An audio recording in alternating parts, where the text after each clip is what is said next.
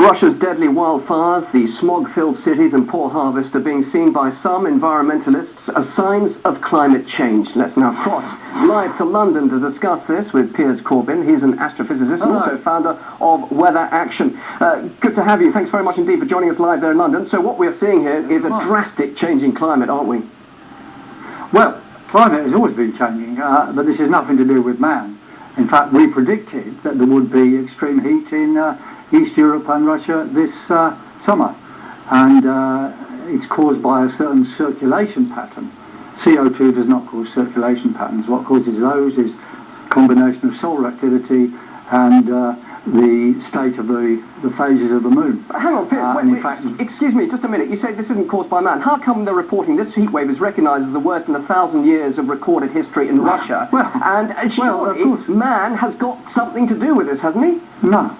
Nothing to do with it. The only connection is man is here at the same time as the sun and the moon are doing things.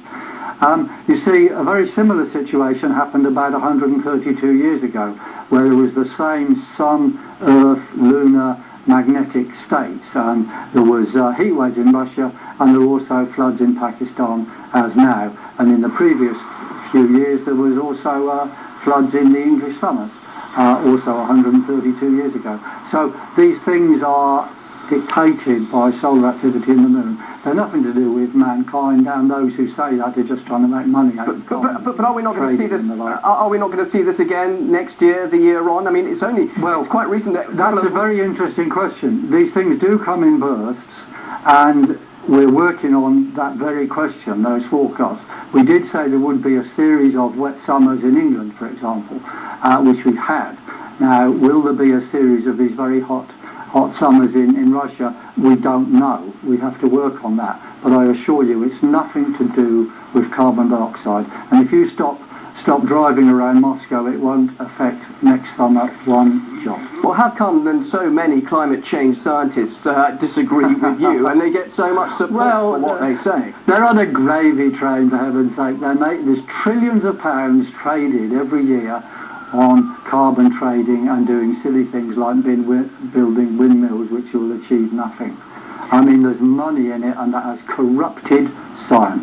But also, I'm sitting here in Moscow, and I think the longer I spend outside, I'm going to get carbon monoxide poisoning. That's a result of all the cars.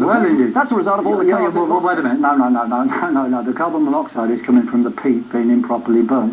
But you see, set against this warmth, you had a very cold winter in Russia, coldest for a very long time, and right now we've got record low temperatures in the southern hemisphere, which the world state media are avoiding reporting. The average temperatures of the world are actually declining. The significant thing about the world now is not the heat in the north, although it's very significant for you, or the cold in the south so much. It's the contrast. We've got massive contrast around the world, and these are controlled by solar lunar effects. But a lot of people know, just quickly, and Russia has an interest in the Arctic, of course. The Arctic is opening up. That's surely because of reduction in temperatures, and that's going to be perhaps exploited. Well, of course, look, temperatures change, but they're not caused by CO2. Actually, ice is starting to increase again in the Arctic, and it has been increasing for a long time in the Antarctic. Again, it's nothing to do with CO2. Those who say that have no evidence for it.